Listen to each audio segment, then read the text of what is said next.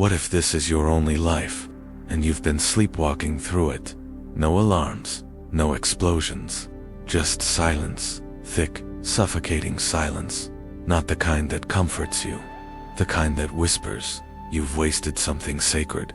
Most men, they never hear it.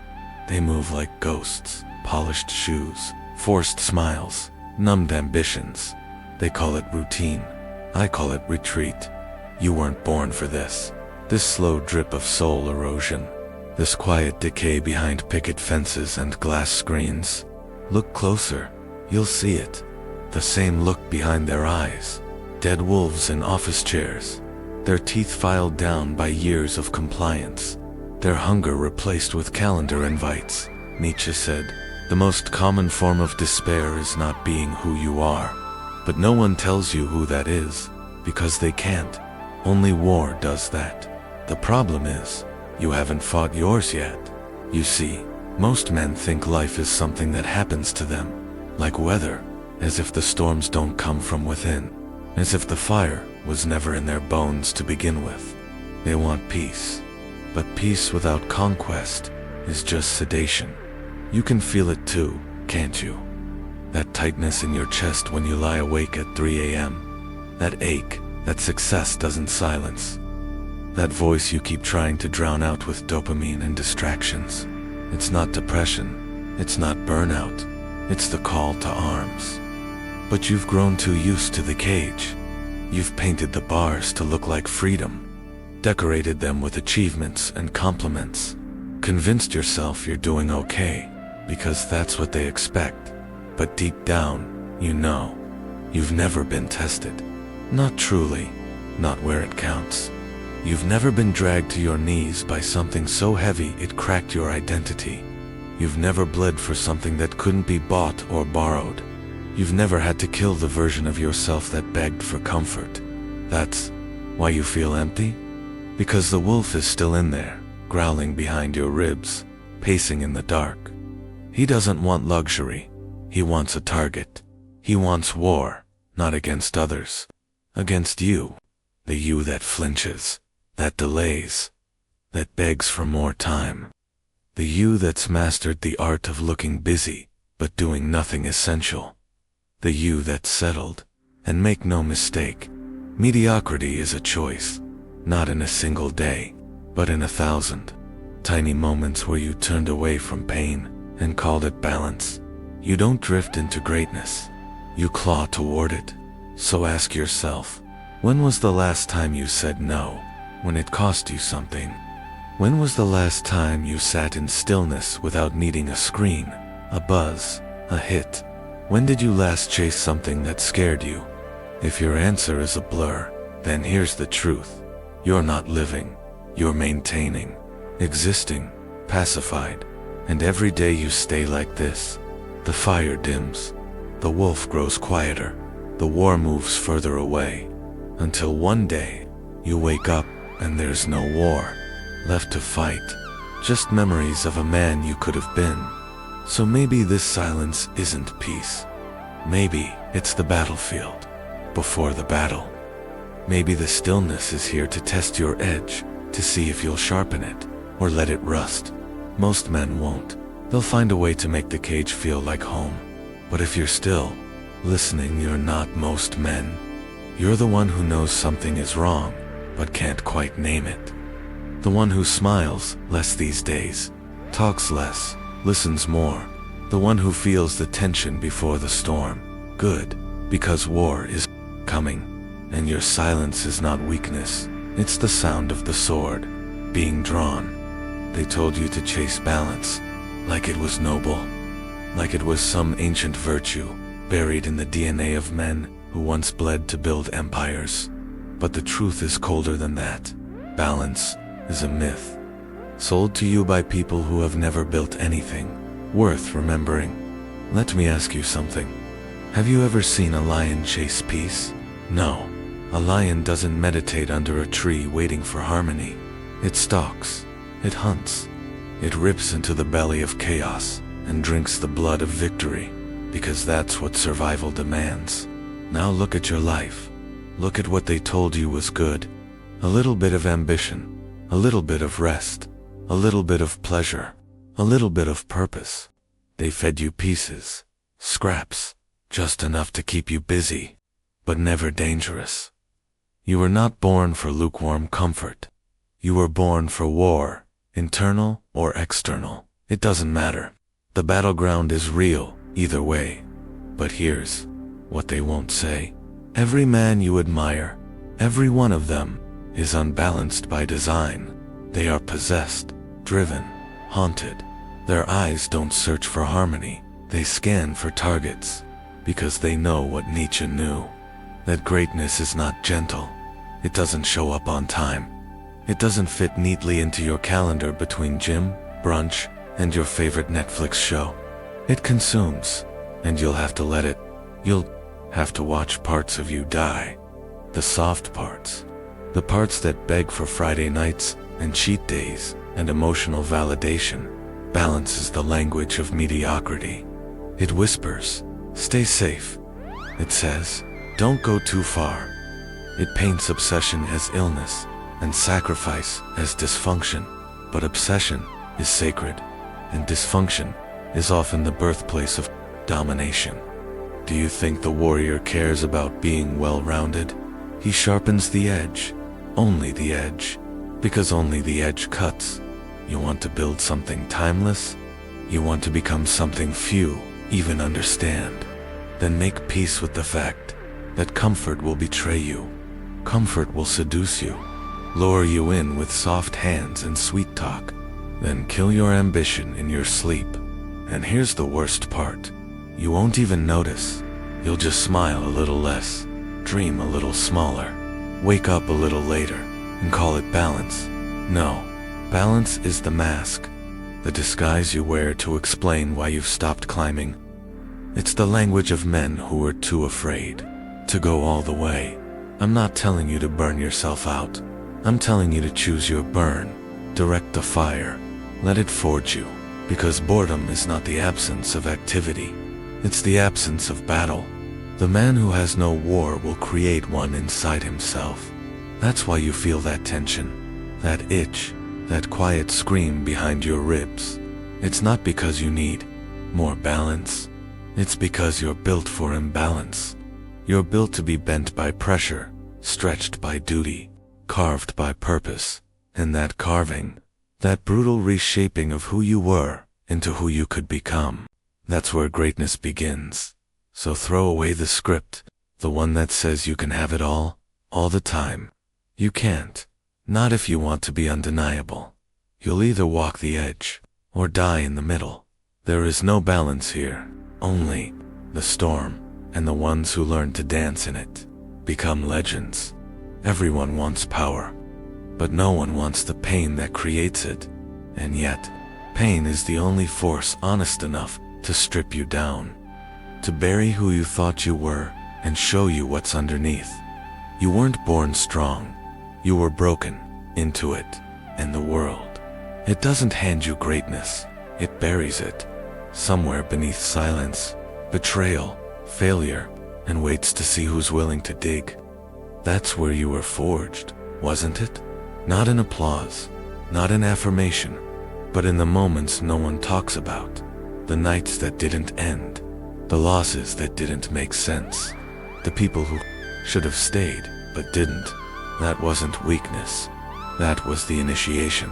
Nietzsche said, you must still have chaos in yourself to give birth to a dancing star. Most people hear that and think it's poetic, but you lived it. You learned that the fire doesn't ask for permission.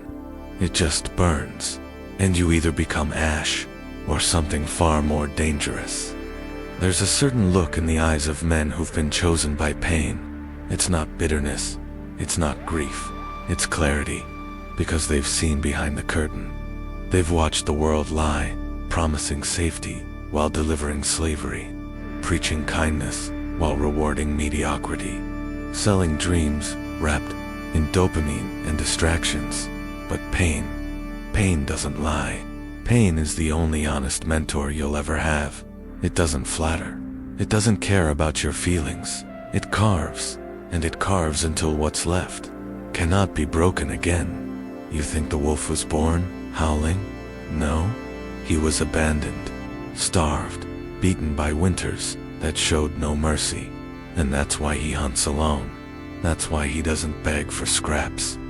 That's why when the wind shifts and the scent of war returns, he doesn't hesitate. Because pain didn't just scar him, it chose him. You're the same. That heartbreak, that betrayal, that silence that stretched for months, it wasn't punishment. It was placement. The universe does not whisper to the average. It screams through collapse to the few, those born to carry more. But here's the truth. No one tells you. You can't learn your value through love, only through loss.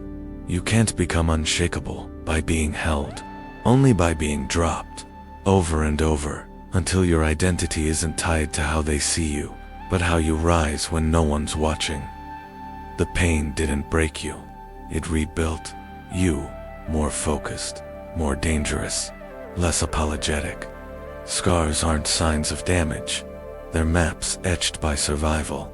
Proof that you've walked through things that would have swallowed weaker men whole. You want strength? Then stop chasing comfort. Sit with the wound. Let it talk. It will show you your real enemies, not outside. Inside, the part of you that still needs to be liked. The part that flinches when disrespected. The part that thinks being hurt means you're not good enough. That's the part that has to die. Because pain doesn't care about your feelings. It cares about your growth. And once you stop running, once you stare into the fire and smile, you'll finally understand what all of this was for. It wasn't to make you suffer. It was to summon you, to pull you out of the herd, and shape you into the kind of man who doesn't wait to be chosen.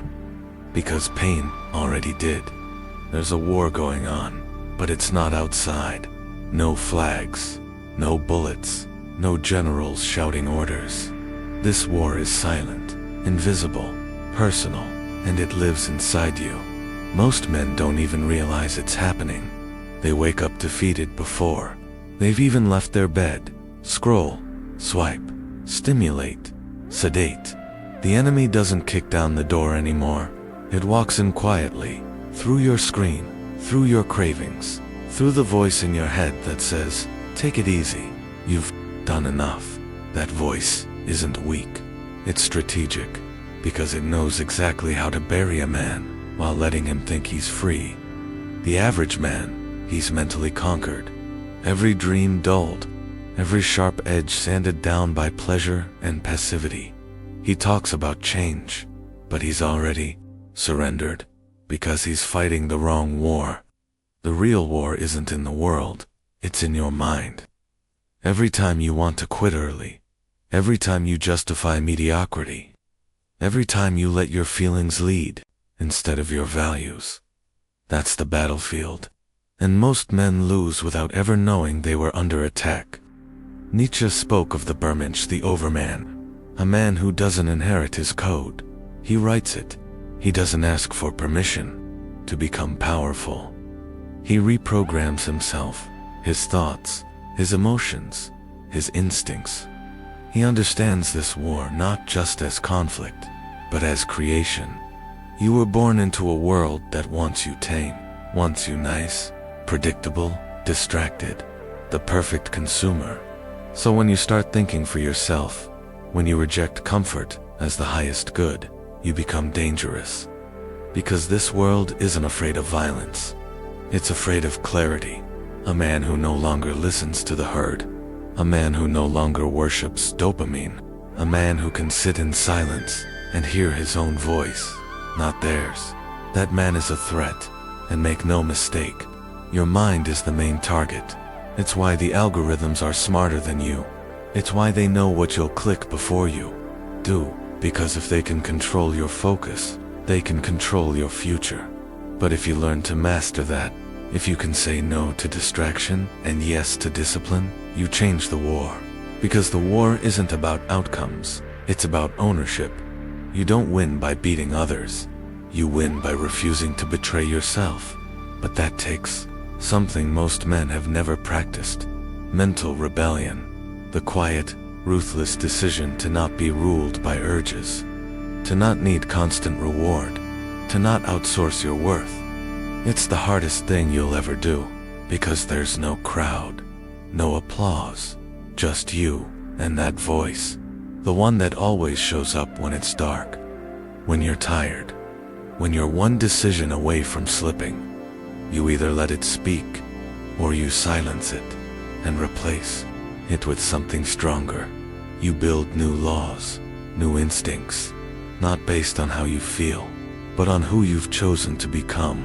Because in the end, the most dangerous man isn't the one who fights the world, it's the one who wins the war within. And when that man walks into a room, he doesn't need to raise his voice. He is the signal, because he knows what most never will. The loudest battles are the ones no one sees. Nice. They told you that was the goal. Be a nice guy. Be polite. Be agreeable. Say the right thing. Don't make waves. And so you became predictable, harmless, forgettable. But here's the truth they never taught you. Nice is a mask, a cage, wrapped in compliments, a disguise for a man who has no spine and knows it. You think being nice makes you good. It doesn't. It just makes you available to everyone, to everything, to every opinion, every manipulation, every request.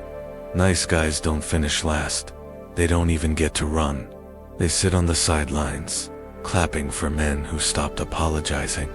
The nice guy is the domesticated man Nietzsche warned about, declawed, neutered, sedated, smiling through gritted teeth, drowning in quiet resentment.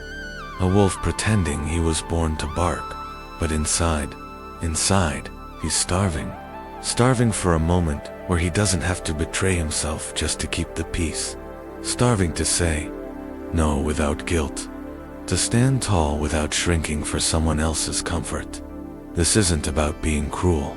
This is about selective aggression, strategic silence, emotional control that cuts like steel because it doesn't need to shout. Kindness, when it's real, is power. But kindness without boundaries, that's just weakness in a suit. You've felt it, haven't you? That friction when you do everything right and still get overlooked, when you suppress your truth and watch the world reward louder men with less depth. It burns, and it should, because somewhere deep down, you know, you were not made to be liked. You were made to be respected. That doesn't come from smiling more. It comes from standing your ground, from being unreadable, from choosing your words like a sniper, not spraying approval like a child begging for love. The world doesn't trust the man who's always nice. It uses him. Because if you don't protect your edge, they will dull it for you. You need to stop apologizing for having standards. Stop explaining yourself when you say no. Stop offering your peace to those who haven't earned it. Kill the nice guy. Let him go. The one who smiled through betrayal. The one who swallowed his truth just to avoid tension. The one who mistook self-sacrifice for self-worth. He was never real. He was just a survival strategy. And now, you've outgrown it. You don't need to be cruel. You don't need to be loud. You need to be clear. Clear about who you are. Clear about what you allow. Clear about what you're no longer willing to tolerate. Because there's a version of you waiting. Not the angry boy pretending to be a man, but the composed, unreadable weapon who no longer needs permission to be dangerous. And that man, he's not interested in being liked. He's interested in being true. So if something in you is still holding on to that old script, rip it out. The world doesn't need more nice guys. It needs more men who remember who the hell they are. And sometimes that begins with killing who they told you to be. They'll say you're alone, that you've isolated yourself, that you've become too distant, too cold. They won't understand. This isn't punishment. This is preparation. Because when the world numbs itself with noise, you chose the silence, not to escape, but to build. The strong man doesn't walk alone because he hates others. He walks alone because his path is too steep for those who've made peace with mediocrity. Nietzsche saw it clearly. The higher you climb, the colder it gets. And most men, they weren't made for altitude. They need company more than they need clarity. But not you. You've begun to see solitude for what it really is, a fortress. A sacred space where the strategist sharpens his blade, where the warrior listens to the wind, where the monk burns in silence and learns not to flinch. This isn't loneliness, it's sovereignty. Because every time you detach from noise, from need, from the exhausting urge to be understood, you reclaim your edge. They won't see the hours, the dark mornings, the silent nights. They won't see you in the cold, running, training, thinking they'll only see the results. And they'll call it luck. But you'll know. You'll remember every brick you laid in this fortress of one, every weakness you burned away, every emotion you dissected and disciplined, every moment you chose respect over validation. Because out here, in the stillness, there's no applause, no audience, just you. And that's where the real work begins. You stop reacting. You start choosing. You stop needing. You start commanding. Not others, yourself. The mountain doesn't explain its height. The wolf doesn't announce its hunger. The storm doesn't ask permission to arrive, and neither should you. That's the power of the fortress. It's not made of stone. It's made of standards, emotional independence, intellectual discipline, spiritual detachment from the herd's approval. You no longer move based on how you feel. You move based on what you've decided. And that decision is sacred because it separates you, not just from the weak, but from the man you used to be, the one who craved company more than clarity, the one who feared the silence because it revealed the truth. But now you welcome it because now the silence speaks your language. Out here, you don't need to raise your voice. You don't need to explain your fire. You just keep sharpening, keep building, keep climbing, until one day they see you at the top. And they'll ask, how did he get there? They won't understand. You didn't rise by being surrounded. You rose by standing alone. And in that stillness, in that solitude, you became a fortress they can't enter. Because you stopped needing doors, you became the mountain. Every man has a monster inside him, but most spend their lives pretending it's not there, smiling over it, praying it stays asleep, wearing masks made of manners and mediocrity. But denial doesn't make it disappear, it just makes it unconscious. And anything unconscious controls you. That rage you suppress, it leaks in sarcasm, in silence, in cowardice. That ambition you hide, it festers, until one day you call it burnout, but it's really just your shadow, screaming to be used. You were told to kill your darkness, but the truth is simpler, more savage. You don't kill it, you train it. Carl Jung called it the shadow, all the parts of you that you exile, the hunger, the lust, the violence, the ego, the chaos. But here's what most don't understand. The shadow isn't your enemy, it's your arsenal. And if you want to become more than a well-behaved echo of society, you must integrate it. You must walk into the dark with eyes wide open and shake hands with what you've tried to outrun. Because self-mastery doesn't come from denial, it comes from discipline, the kind forged in fire, not yoga retreats. Discipline means ownership of your chaos, not absence of it. A man who knows his darkness carries a different energy. He doesn't need to posture. He doesn't need to prove. He knows, because he's been to war with himself and came back with scars and blueprints. He doesn't fear anger. He steers it. He doesn't avoid lust. He focuses it. He doesn't kill his ego. He commands it.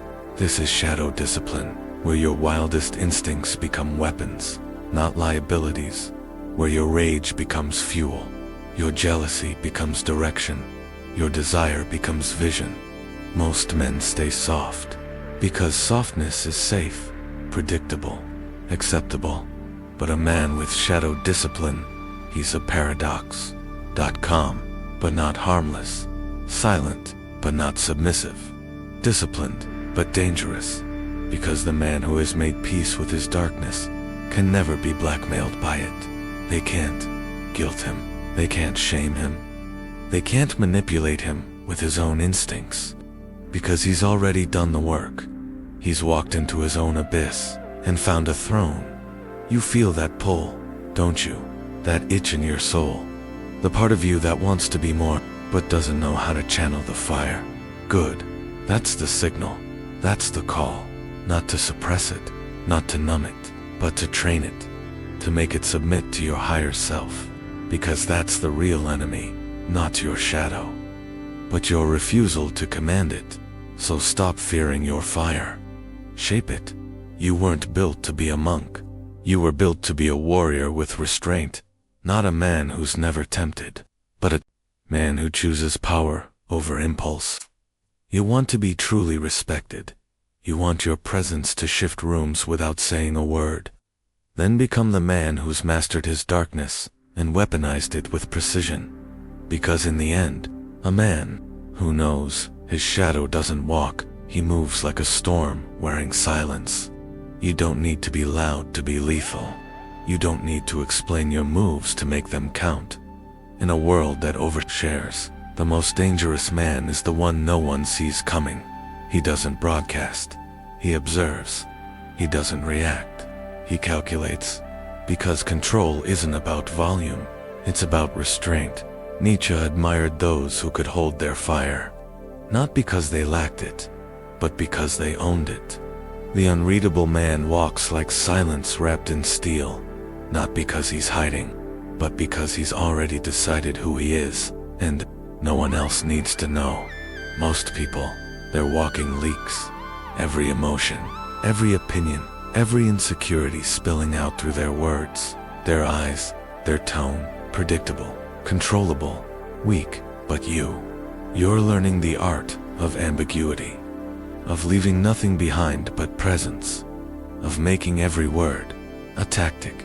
You become unreadable by design, because once they can read you, they can use you. Your silence becomes your strategy, your pause, your posture, your blank stare. All of it becomes part of the weapon, because you don't owe anyone your emotional state, not your enemies, not your friends, not even your past self. The less they know what you feel, the less they can predict your next move, and unpredictability. That's how kings stay standing. It's not about being cold. It's about being indifferent to chaos. When the room shakes, you don't flinch. When someone tries to provoke you, you don't blink. You look through them, like they're already gone, because you've trained your mind like a battlefield. And on that battlefield, emotions don't lead. Strategy does. There's a reason wolves don't bark before they strike. A reason generals speak in code. A reason legends are remembered not for noise, but for precision. The unreadable man isn't aloof. He's tuned to a frequency most people will never hear. He doesn't need to be seen to be felt. And when he finally speaks, it lands like thunder after silence. You don't get that kind of power by reacting.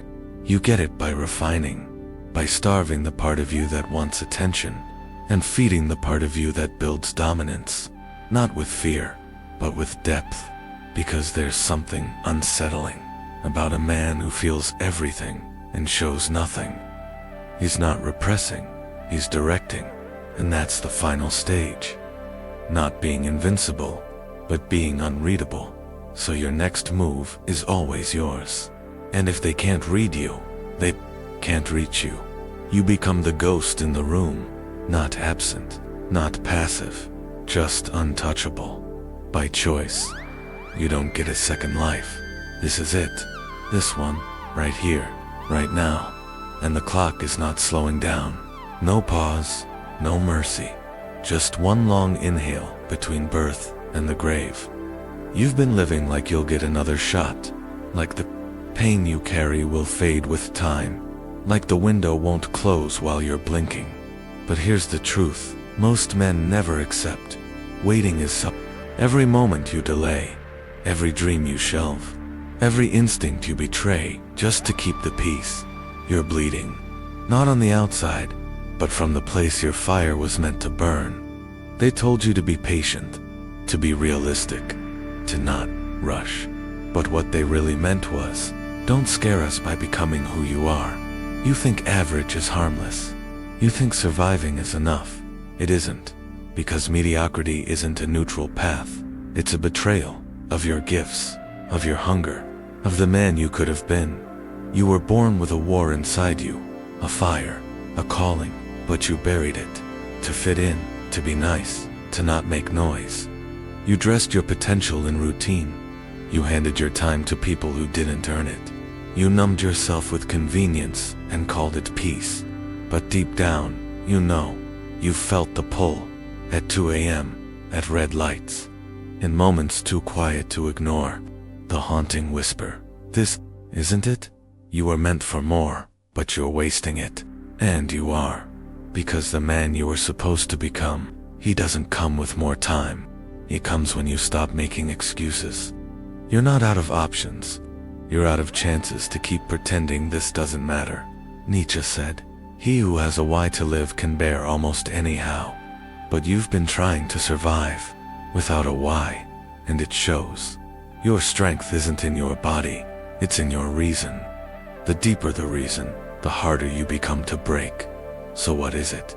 What are you really chasing? What are you willing to bleed for, to suffer for, to lose sleep over? Find that, and everything else will burn away. The opinions, the fears, the doubt.